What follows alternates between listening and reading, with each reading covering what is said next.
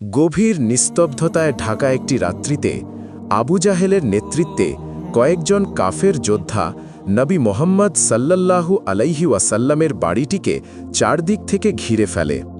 প্রত্যেকের হাতে ছিল খোলা তলোয়ার এবং তাদের একমাত্র উদ্দেশ্য ছিল যে যখন নবী মোহাম্মদ সাল্লাল্লাহু আলাইহি ওয়াসাল্লাম তাহাজ্জুদ নামাজ পড়ার জন্য বাইরে বের হবেন তখন তাকে নির্মমভাবে হত্যা করা হবে।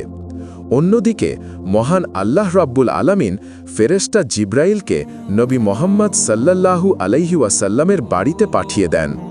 ফেরেশতা জিব্রাইল আলাইহিসসালাম এসে নবী মোহাম্মদ সাল্লাল্লাহু আলাইহি ওয়াসাল্লামকে ঘুম থেকে জাগিয়ে তোলেন এবং বলেন, হে রাসূলুল্লাহ, এই বাড়িতে আর এক মুহূর্ত থাকা সম্ভব নয়। কাফের যোদ্ধারা চারদিক থেকে আপনার বাড়িটিকে ঘিরে রেখেছে। আপনি যখন বাড়ি থেকে বের হবেন তখন তারা আপনাকে হত্যা করে ফেলবে। এখনই আপনাকে এই বাড়ি ছেড়ে মদিনার দিকে হিজরত করতে হবে। নবী মোহাম্মদ সাল্লাল্লাহু আলাইহি ওয়াসাল্লামের পাশেই ছিলেন হজরত আলী রাদিয়াল্লাহু তাআলা আনহু। নবী মোহাম্মদ সাল্লাল্লাহু আলাইহি ওয়াসাল্লাম হজরত আলী রাদিয়াল্লাহু তাআলা আনহুকে জাগিয়ে তোলেন এবং বলেন, হে আলী, আল্লাহ তাআলার পক্ষ থেকে ওহী এসেছে, আমাকে মদিনার দিকে হিজরত করতে হবে। এখানে আর এক মুহূর্ত থাকা সম্ভব নয়। আবু জাহেলের নেতৃত্বে কয়েকজন কাফের আমার বাড়িটিকে চারদিক থেকে ঘিরে ফেলেছে। হজরত আলী রাদিয়াল্লাহু তাআলা আনহু বলেন, হে রাসূলুল্লাহ, আপনি আর এক মুহূর্ত দেরি করবেন না। আপনি মদিনার দিকে যাত্রা শুরু করুন। আমি আলী আপনার জায়গায় আপনার চাদর গায়ে দিয়ে ঘুমিয়ে থাকব। সকালবেলা কাফের বাহিনী এসে আমাকে মোহাম্মদ সাল্লাল্লাহু আলাইহি ওয়াসাল্লাম ভেবে টুকরো টুকরো করে ফেলবে, কিন্তু আমার একটুকুও দুঃখ থাকবে না। আমি বরং আনন্দরূপ করব যে আমার মাধ্যমে হলেও আল্লাহ তাআলা তার নবীকে রক্ষা করেছেন। নবী মোহাম্মদ সাল্লাল্লাহু আলাইহি ওয়াসাল্লাম বাড়ির দরজা খুলে দেন এবং এক মুষ্টি বালু হাতে নিয়ে সামনের দিকে ছিটিয়ে দেন।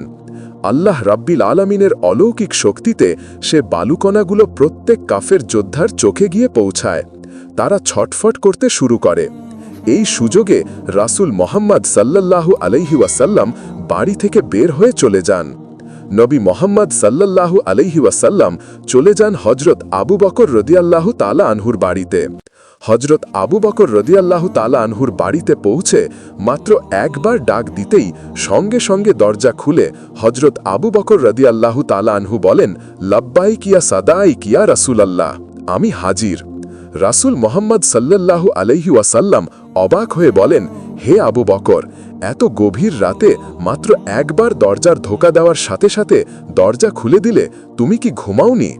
হজরত আবু বকর রাদিয়াল্লাহু তাআলা আনহু চোখের পানি ফেলে বলেন, হে রাসূলুল্লাহ, আজ থেকে 6 মাস আগে যখন আপনি বলেছিলেন যে কোনো একদিন রাতের বেলায় আপনি হিজরত করবেন এবং আপনার হিজরতের সাথী হব আমি আবু বকর, সেই দিন থেকে এখন পর্যন্ত কোনো রাত্রিতে আমি বিছানায় পিঠ লাগাইনি।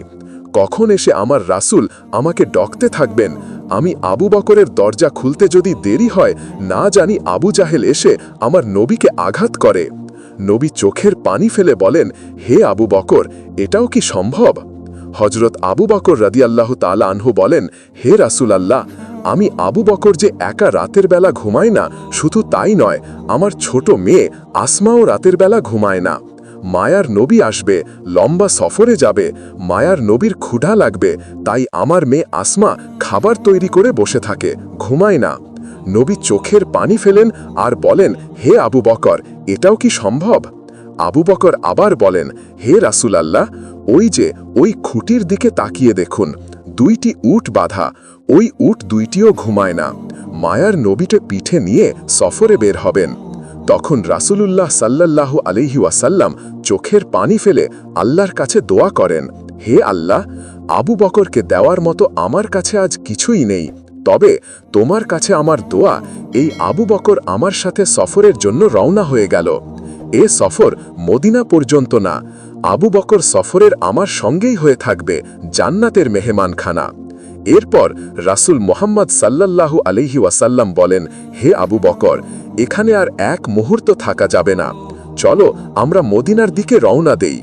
গভীর নিস্তব্ধ রাত্রিতে হজরত আবু বকর রাদিয়াল্লাহু তাআলা আনহু এবং রাসূল মুহাম্মদ সাল্লাল্লাহু আলাইহি ওয়াসাল্লাম মদিনার পথ ধরে হাঁটতে শুরু করেন। কিছুক্ষণ পর যখন কাবা শরীফের পাশ দিয়ে যায় তখন হজরত আবু বকর রাদিয়াল্লাহু তাআলা আনহু দেখেন হজরত মুহাম্মদ সাল্লাল্লাহু আলাইহি ওয়াসাল্লামের চোখ থেকে পানি পড়ছে। তখন হজরত আবু বকর রাদিয়াল্লাহু তাআলা আনহু জিজ্ঞাসা করলেন, ইয়া রাসূলাল্লাহ, আপনাকে কি কেউ আঘাত করেছে? হজরত মুহাম্মদ সাল্লাল্লাহু আলাইহি ওয়াসাল্লাম বললেন, না আবু বকর, আমাকে কেউ আঘাত করেনি। তখন হজরত আবু বকর রাদিয়াল্লাহু তাআলা আনহু বললেন, আপনাকে কি কেউ গালি দিয়েছে? নবী মুহাম্মদ সাল্লাল্লাহু আলাইহি ওয়াসাল্লাম বললেন, না আবু বকর, আমাকে কেউ গালি দেয়নি। তখন হজরত আবু বকর আবার জিজ্ঞাসা করলেন, তাহলে আপনি কেন বারবার পেছনের দিকে তাকাচ্ছেন এবং অঝরে কান্না করছেন? তখন নবী মুহাম্মদ সাল্লাল্লাহু আলাইহি ওয়াসাল্লাম চোখের পানি ফেলে বলতে লাগলেন, হে আবু বকর, এটা আমার বাবার দেশ, এটা আমার মায়ের দেশ।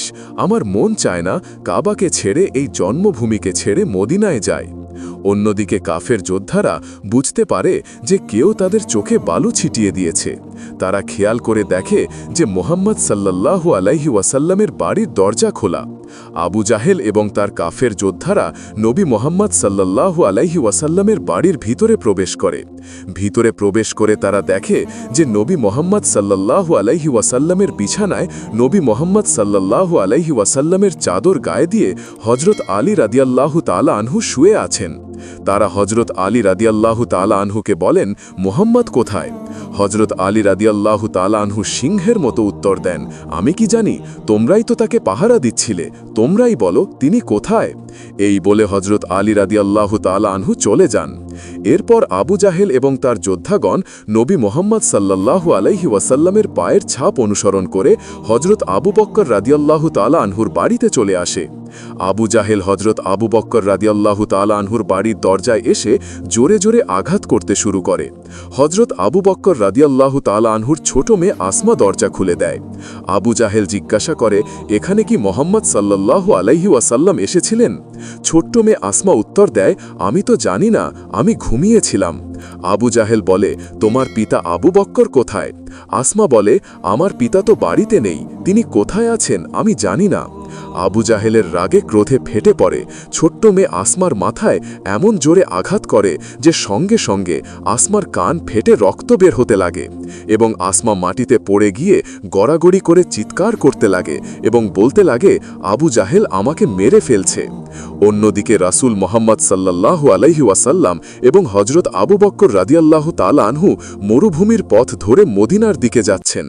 হঠাৎ ছোট্ট মেয়ে আসমার কান্না হজরত আবু বকর রাদিয়াল্লাহু তাআলা আনহুর কান পর্যন্ত পৌঁছে যায়। হজরত আবু বকর রাদিয়াল্লাহু তাআলা আনহু স্পষ্ট শুনতে পান যে তার মেয়ে আসমা বাবা বাবা বলে চিৎকার করছে। সঙ্গে সঙ্গে হজরত আবু বকর রাদিয়াল্লাহু তাআলা আনহু থেমে যান এবং নবী মুহাম্মদ সাল্লাল্লাহু আলাইহি ওয়াসাল্লামকে বলেন, হে রাসূলুল্লাহ, আমার বাড়িতে মনে হয় আবু জাহেল এসেছে। আমার খোঁজে আমাকে না পেয়ে মনে হয় আমার ছোট্ট মেয়ে আসমার ওপর অত্যাচার করছে। নবী মুহাম্মদ সাল্লাল্লাহু আলাইহি ওয়াসাল্লাম বলেন, হে আবু বকর, তুমি কি তাহলে বাড়ি ফিরে যেতে চাও? হযরত আবু বকর রাদিয়াল্লাহু তাআলা আনহু উত্তর দেন, হে রাসূলুল্লাহ, আমার ছোট্ট মেয়েই না, যদি আমার পরিবারের প্রত্যেক মানুষকে যদি আবু জাহেল নির্মমভাবে হত্যা করে, তারপরও আমি আবু বকর নবীকে ছেড়ে পিছনে যাব না। হে রাসূলুল্লাহ, চলুন, আর এক মুহূর্ত দেরি করা যাবে না, আমাদের মদিনার দিকে অগ্রসর হতে হবে। এই বলে হযরত আবু বকর রাদিয়াল্লাহু তাআলা আনহু এবং নবী মুহাম্মদ সাল্লাল্লাহু আলাইহি ওয়াসাল্লাম মদিনার দিকে এগিয়ে যেতে লাগলেন। এক সময় রাসূল মুহাম্মদ সাল্লাল্লাহু আলাইহি ওয়াসাল্লাম বলেন, হে আবু বকর, সুবে সাদিক হয়ে গেছে, একটু পরেই কিন্তু সকাল হয়ে যাবে এবং সকালে কাফের বাহিনী আমাদের দূর থেকে লক্ষ্য করতে পারে, তাই কোনো এক জায়গায় আমাদের আশ্রয় নিতে হবে। হযরত আবু বকর রাদিয়াল্লাহু তাআলা আনহু বলেন, হে রাসূলুল্লাহ, সামনে একটি পাহাড় দেখা যাচ্ছে, সেই পাহাড়ের কোনো এক গুহায় আমরা আশ্রয় নেব। রাসূল মুহাম্মদ সাল্লাল্লাহু আলাইহি ওয়াসাল্লাম এবং হযরত আবু বকর রাদিয়াল্লাহু তাআলা আনহু সেই পাহাড়ে ওঠেন। হযরত আবু বকর রাদিয়াল্লাহু তাআলা আনহু বলেন, হে রাসূলুল্লাহ, পাহাড়ি গুহায় অনেক বিষাক্ত সাপ থাকতে পারে, আপনি একটু বাইরে অপেক্ষা করুন, আমি ভিতরটা পরীক্ষা করে আসি। এই বলে হজরত আবু বক্কর রাদিয়াল্লাহু গুহার ভিতরে প্রবেশ করেন এবং গুহাটি পরিষ্কার করে তারপর রাসূল মুহাম্মদ সাল্লাল্লাহু আলাইহি ওয়াসাল্লামকে ডেকে নেন। মরুভূমির বুকে নবী মুহাম্মদ সাল্লাল্লাহু আলাইহি ওয়াসাল্লাম হাঁটতে হাঁটতে প্রচণ্ড ক্লান্ত হয়ে পড়েছিলেন। নবী মুহাম্মদ সাল্লাল্লাহু আলাইহি ওয়াসাল্লাম হজরত আবু বক্কর রাদিয়াল্লাহু তাআলা আনহুর উরুর ওপর মাথা রেখে একটু বিশ্রাম নিতে শুরু করেন। হজরত আবু বক্কর রাদিয়াল্লাহু তাআলা আনহু খেয়াল করেন যে পাহাড়ি গুহার ভিতরে অনেক বিষাক্ত সাপের গর্ত দেখা যায়। হজরত আবু বক্কর রাদিয়াল্লাহু তাআলা আনহু ভাবেন যে না জানি এই গর্তগুলো থেকে বিষাক্ত সাপ বের হয়ে এসে আল্লাহর নবীকে আঘাত করে। এইভাবে হজরত আবু বক্কর রাদিয়াল্লাহু তাআলা আনহু গর্তগুলো বন্ধ করতে শুরু করেন।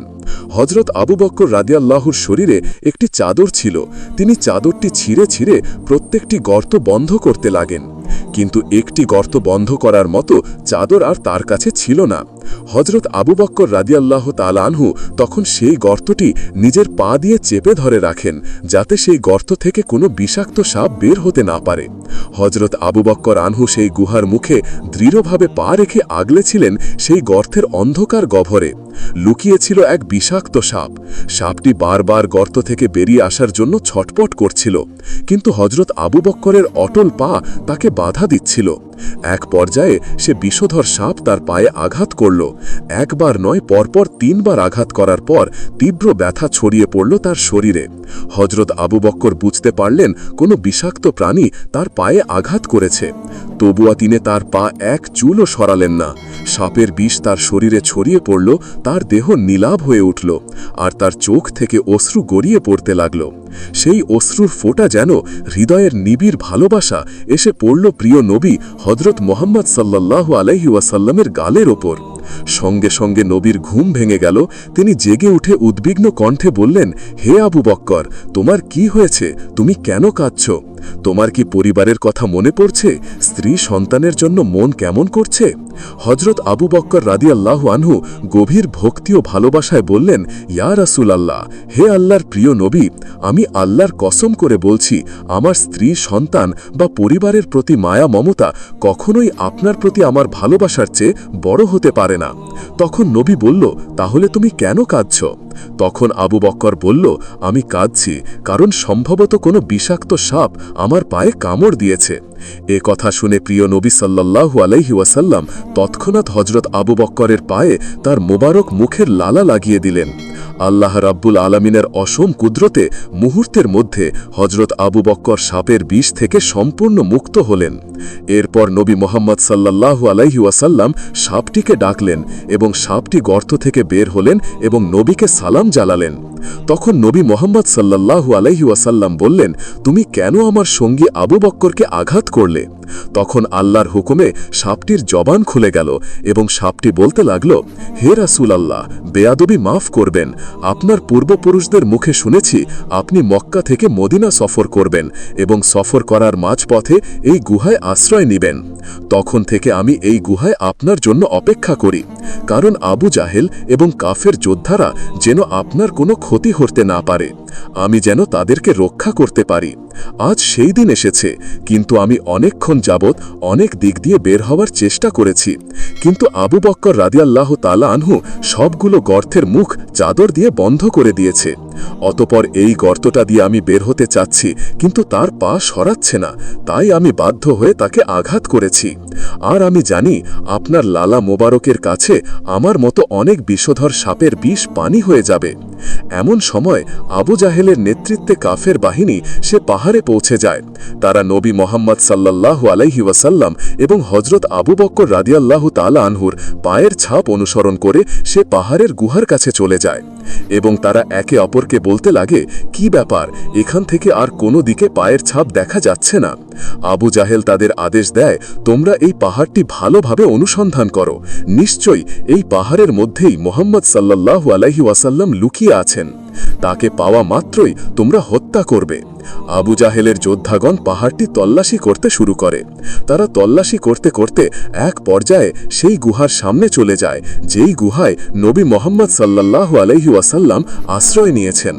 মহান আল্লাহ রাব্বুল আলামিনের আদেশে সেই পাহাড়ি গুহার মুখে একটি মাকড়সা এসে জাল বনে এবং একটি কবুতর সেই পাহাড়ি গুহার মুখে বাসা বেঁধে থাকতে থাকে। সুবহানাল্লাহ! আবু জাহেলের দুইজন কাফের যোদ্ধা সেই গুহার কাছে আসে। একজন কাফের যোদ্ধা বলে, আমি নিশ্চিত যেই গুহার ভিতরেই মোহাম্মদ এবং আবু বক্কর ঢুকেছে। অন্যজন কাফের যোদ্ধা বলে, আরে বোকা, এই গুহার ভিতরে মানুষ কি করে ঢুকবে? তুমি দেখছো না যে এই গুহার মুখে মাকড়সার জাল রয়েছে এবং গুহার সামনে একটি কবুতর ডিম পাড়ছে। কোনো মানুষ যখন এই গুহার ভেতরে ঢুকবে, সঙ্গে সঙ্গে সেই কবুতরটি উড়ে যাবে এবং মাকড়সার জাল ছিঁড়ে যাবে। আবু জাহেলের যোদ্ধারা পুরো পাহাড় তল্লাশি করেও নবী মোহাম্মদ সাল্লাল্লাহু আলাইহি ওয়াসাল্লামকে খুঁজে পায় না। তারপর তারা নিশ্চিত হয় যে নবী মোহাম্মদ সাল্লাল্লাহু আলাইহি ওয়াসাল্লাম এখানে নেই। এই ভেবে তারা সেখান থেকে ফিরে চলে যায়। অতঃপর আবু জাহেলের কাফের যোদ্ধারা যখন সেখান থেকে চলে যায়, নবী মোহাম্মদ সাল্লাল্লাহু আলাইহি ওয়াসাল্লাম এবং হযরত আবু বকর রাদিয়াল্লাহু তাআলা আনহু সেই পাহাড়ি গুহা থেকে বের হয়ে মদিনার দিকে আবার যাত্রা শুরু করেন। প্রচণ্ড রোদে উত্তপ্ত মরুভূমিতে হাঁটতে হাঁটতে তারা অনেক ক্লান্ত হয়ে পড়েন। নবী মোহাম্মদ সাল্লাল্লাহু আলাইহি ওয়াসাল্লাম বলেন, হে আবু বকর, তুমি দেখো তো সামনে কোনো বাড়িঘর দেখা যায় কিনা? আমরা প্রচণ্ড ক্ষুধার্ত এবং তৃষ্ণার্ত। সামনে যদি কোনো বাড়িঘর দেখা যায় তাহলে সেখান থেকে আমরা কিছু খাবার অথবা পানি পেতে পারি। হযরত আবু বকর রাদিয়াল্লাহু তাআলা আনহু বলেন, হে রাসূলুল্লাহ, এই মরুভূমিতে তো কোনো বাড়িঘর দেখা যাচ্ছে না, তবে ওই যে একটু দূরে একটি বাড়ির মতো কিছু একটা দেখা যাচ্ছে, চলুন আমরা সেদিকে অগ্রসর হই।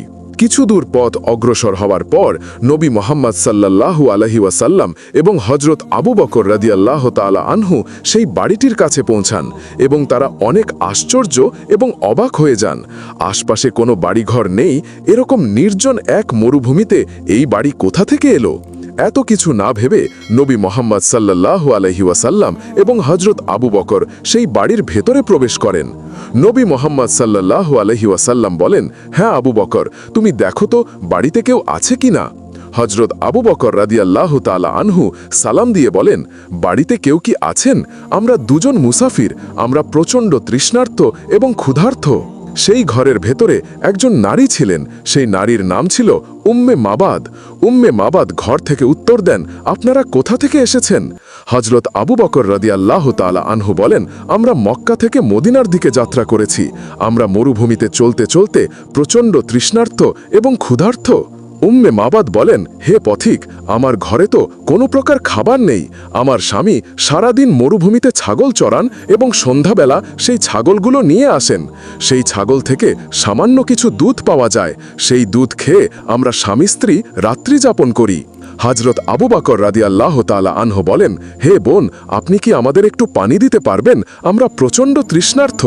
উম্মে মাবাদ বলেন, হে পথিক, আমরা মরুভূমিতে বাস করি, এখানে পানি পাওয়া অসম্ভব ব্যাপার, তবে আমার স্বামী যখন কাজ থেকে ফিরে আসবেন তিনি সামান্য কিছু পানি নিয়ে আসতে পারেন। আপনারা চাইলে সেই সময় পর্যন্ত অপেক্ষা করতে পারেন। রাসূলুল্লাহ সাল্লাল্লাহু আলাইহি ওয়াসাল্লাম তার দৃষ্টি ফেরালেন এবং দেখলেন উম্মে মাবাদের ঘরের সামনে একটি ছাগল দড়িতে বাঁধা রয়েছে। তিনি হযরত আবু বকর রাদিয়াল্লাহু আনহুকে বললেন, হে আবু বকর, তুমি এই মহিলার কাছ থেকে অনুমতি নাও, আমরা কি এই ছাগলের দুধ দহন করে পান করতে পারি? হযরত আবু বকর তৎক্ষণাৎ উম্মে মাবাদের কাছে গিয়ে নম্র কণ্ঠে বললেন, হে বোন, আপনি যদি আমাদের অনুমতি দেন তবে আমরা আপনার এই ছাগল থেকে কিছু দুধ নিয়ে পান করতে চাই। ঘরের ভেতর থেকে উম্মে মাবাদ উত্তর দিলেন, হে পথিক, এই ছাগলটি তো প্রচণ্ড অসুস্থ, এতটাই দুর্বল যে এটি উঠে দাঁড়াতে পারছে না।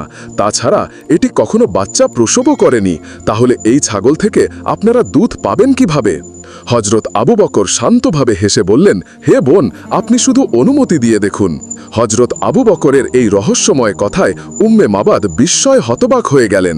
একটি ছাগল যে এতটাই অসুস্থ যে দাঁড়াতে পারে না, যার কখনো বাচ্চা হয়নি, সেই ছাগল থেকে দুধ পাওয়ার কথা, এই অসম্ভব কথায় তার মন বিচলিত হয়ে উঠল। কৌতূহল হয়ে তিনি ঘরের জানালা খুলে এই দুই পথিকের মুখ দেখার ইচ্ছা করলেন। জানালা খুলতেই তার দৃষ্টি পড়ল রাসূলুল্লাহ সাল্লাল্লাহু আলাইহি ওয়াসাল্লামের নুরানি মুখমণ্ডলের ওপর। তিনি বিস্ময় হতবাক হয়ে গেলেন এবং বলে উঠলেন, আমি আমার জীবনে কখনো এত সুন্দর মানুষ দেখিনি, এত নুরানি, এত মহিময় কি কোনো মানুষ হতে পারে? উম্মে মাবাদ বিস্ময় মুগ্ধ হয়ে নবীর দিকে তাকিয়েই রইলেন। তারপর বললেন, ঠিক আছে, আমি অনুমতি দিলাম, যদি আপনারা এই ছাগল থেকে দুধ দহন করতে পারেন তবে নিশ্চয় তা পান করতে পারবেন। রাসূলুল্লাহ সাল্লাল্লাহু আলাইহি ওয়াসাল্লাম হযরত আবু বকরকে বললেন, আবু বকর, তুমি এই মহিলার কাছ থেকে একটি পাত্র নিয়ে এসো। উম্মে মাবাদ তাদের একটি পাত্র দিলেন।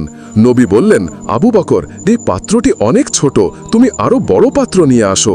উম্মে মাবাদ তখন একটি বড় আকারের পাত্র এনে দিলেন। রাসূলুল্লাহ সাল্লাল্লাহু আলাইহি ওয়াসাল্লাম সেই বড় পাত্রটি হাতে নিয়ে ছাগলের কাছে গেলেন। বিসমিল্লাহ বলে তিনি ছাগলের মাথায় হাত রাখলেন।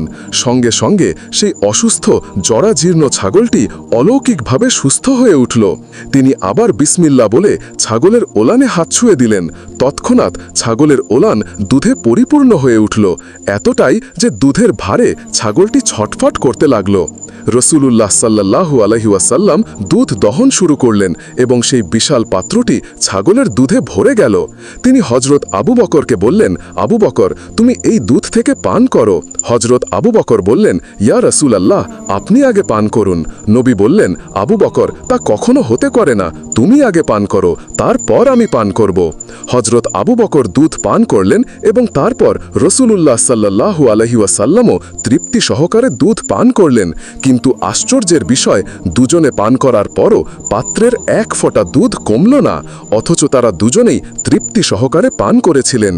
এই অলৌকিক দৃষ্টি উম্মে মাবাদ জানালার পাশে দাঁড়িয়ে দেখছিলেন। তিনি বিস্ময়ে হতবাক হয়ে গেলেন।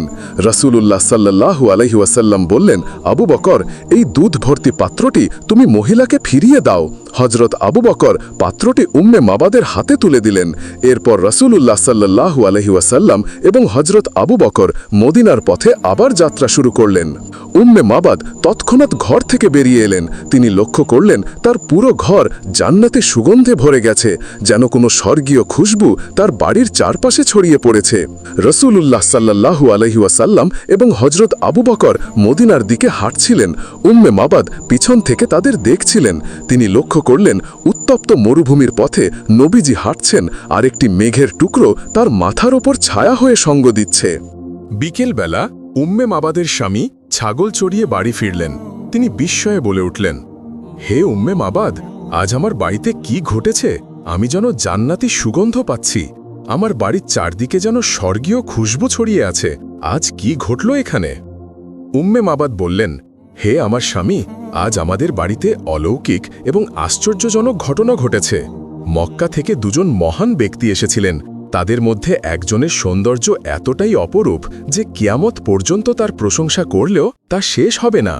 আরও বিস্ময়কর ব্যাপার, আমাদের যে ছাগলটি অসুস্থ ও জরাজীর্ণ ছিল, সেই মহান ব্যক্তি তার গায়ে হাত ছুঁতেই ছাগলটি সুস্থ হয়ে উঠল। যে ছাগলটি কখনো বাচ্চা প্রসব করেনি, তার হাতের ছোঁয়ায় তার ওলান দুধে ভরে গেল। তিনি এত দুধ দহন করলেন যে কোনো গরুও এত দুধ দিতে পারে না। উম্মে মাবাদের স্বামী বিস্ময়ে বললেন, হে উম্মে মাবাদ, এই সেই মহান ব্যক্তি যার জন্য আমি অপেক্ষা করছিলাম। তাকে খুঁজতেই আমি এই মরুভূমিতে ঘর তৈরি করেছি। আমি তাওরাতে পড়েছি মক্কায় এমন একজন নবী আসবেন যিনি হবেন আখেরি জামানার শেষ নবী। তিনি মক্কা থেকে হিজরত করে মদিনায় যাবেন। তার সাক্ষাৎ পাওয়ার জন্যই আমি এখানে বসবাস শুরু করেছি। তিনি উত্তেজিত হয়ে বললেন, হে উম্মে মাবাদ, বলো সেই মহান ব্যক্তি কোন পথে গেছেন? উম্মে মাবাদ বললেন, তিনি এই পথ ধরে মদিনার উদ্দেশ্যে রওনা দিয়েছেন। সঙ্গে সঙ্গে উম্মে মাবাদের স্বামী ছুটে গেলেন সেই পথ ধরে রাসূলুল্লাহ সাল্লাল্লাহু আলাইহি ওয়াসাল্লামের সাক্ষাৎ পাওয়ার আশায়। ইতিমধ্যে মক্কায় আবু জাহেল ঘোষণা করল, যে কেউ মোহাম্মদকে ধরে আনবে, তার মাথা কেটে আনবে, তাকে আমি 100 লাল উট উপহার দেব। এই ঘোষণা শুনে সুরাকা বিন মালিকের মনে লোভ জাগল। তিনি ভাবলেন, রাসূলুল্লাহ সাল্লাল্লাহু আলাইহি ওয়াসাল্লামের মাথা কেটে আনতে পারলে 100 উট পাওয়া যাবে। তৎক্ষণাৎ তিনি ঘোড়ায় চড়ে রওনা দিলেন নবীজির পিছু ধাওয়া করতে। মরুভূমির পথ ধরে ছুটতে ছুটতে এক পর্যায়ে তিনি রাসূলুল্লাহ সাল্লাল্লাহু আলাইহি ওয়াসাল্লাম এবং হজরত আবু বকরকে দেখতে পেলেন মদিনার দিকে অগ্রসর হচ্ছেন। সুরাকা তার ঘোড়াকে আরও দ্রুত ছুটিয়ে নিয়ে যাওয়ার চেষ্টা করলেন, কিন্তু মুহূর্তের মধ্যে তার ঘোড়ার পা বালুতে আটকে গেল। ঘোড়াটি কিছুতেই এগোতে পারছে না। সুরাকা ঘোড়া থেকে নেমে তীর বের করে রাসূলুল্লাহ সাল্লাল্লাহু আলাইহি ওয়াসাল্লামের দিকে ছুড়লেন, কিন্তু আশ্চর্যজনকভাবে তার ছোড়া প্রতিটি তীর অকার্যকর হয়ে পড়ল। কোনোটি নবীজির দিকে এগোল না। সুরাকা আবার ঘোড়ায় উঠলেন এবং নবীজিকে ধরার জন্য ঘোড়া ছুটিয়ে দিলেন, কিন্তু পুনরায় ঘোড়ার পা বালুতে ডুবে গেল। এবার এতটাই গভীরভাবে যে ঘোড়ার পিঠ পর্যন্ত বালুতে ডুবে গেল। সুরাকা আবার নেমে তীর ছুড়লেন, কিন্তু আগের মতোই সব তীর ব্যর্থ হল। তখন সুরাকা বিন মালেকের মনে হল নিশ্চয়ই এই দুজনকে কেউ হেফাজত করছে, তা না হলে তার মতো শক্তিশালী যোদ্ধার হাত থেকে তারা বেঁচে যায় কিভাবে। তিনি দূর থেকে ডাক দিলেন, ইয়া মোহাম্মদ। রাসূলুল্লাহ সাল্লাল্লাহু আলাইহি ওয়াসাল্লাম তার ডাক শুনে থেমে গেলেন। সুরাকা ছুটে গিয়ে নবীজির কাছে পৌঁছলেন এবং বললেন, হে মোহাম্মদ ইবনে আবদুল্লাহ, আমি এসেছিলাম আপনাকে হত্যা করতে, কিন্তু এখন আমার মনে হচ্ছে আপনাকে ওপর থেকে কেউ হেফাজত করছে। আপনার জন্য আমার শুভকামনা, আপনি নিরাপদে মদিনায় পৌঁছে যান।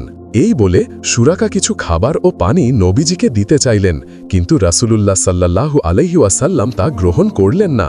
তিনি বললেন, তোমার দেওয়া খাবার বা পানির কোনো প্রয়োজন আমার নেই, তবে আমি তোমাকে অনুরোধ করছি, আমি মদিনার পথে রওনা হয়েছি, এই কথা তুমি কাউকে বলবে না। সুরাকা সেখান থেকে বিদায় নিয়ে মক্কার দিকে ফিরে গেলেন। মক্কায় ফিরে সুরাকা দেখলেন শত শত মক্কাবাসী 100 উটের লোভে রাসূলুল্লাহ সাল্লাল্লাহু আলাইহি ওয়াসাল্লামের মাথা কাটতে রওনা দিয়েছে। সুরাকা তাদের দেখে বলল, আমি এদিকে গিয়েছিলাম, কিন্তু তাকে কোথাও পাইনি। তার কথায় বিশ্বাস করে সকলে মক্কায় ফিরে গেল। অন্যদিকে মদিনার মানুষ রাসূলুল্লাহ সাল্লাল্লাহু আলাইহি ওয়াসাল্লামের আগমনের জন্য অধীর আগ্রহে অপেক্ষা করছিল।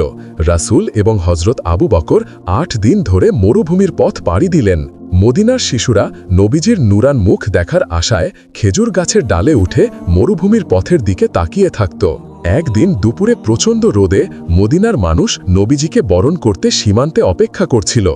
এক ইহুদ কোনো তাজে পাহাড়ে উঠেছিল। সেখান থেকে সে দেখল মরুভূমির পথ ধরে দুজন সাদা পোশাক পরা ব্যক্তি এগিয়ে আসছেন। তার মনে কোনো সন্দেহ রইল না, এই দুজনের একজন নিশ্চয়ই রাসূলুল্লাহ সাল্লাল্লাহু আলাইহি ওয়াসাল্লাম। সে তৎক্ষণাৎ পাহাড় থেকে নেমে মদিনায় খবর ছড়িয়ে দিল, তার জন্য আমরা কয়েক দিন ধরে অধর আগ্রহে অপেক্ষা করছি, তিনি এসে গেছেন। এই খবর মদিনার প্রতিটি ঘরে পৌঁছে গেল।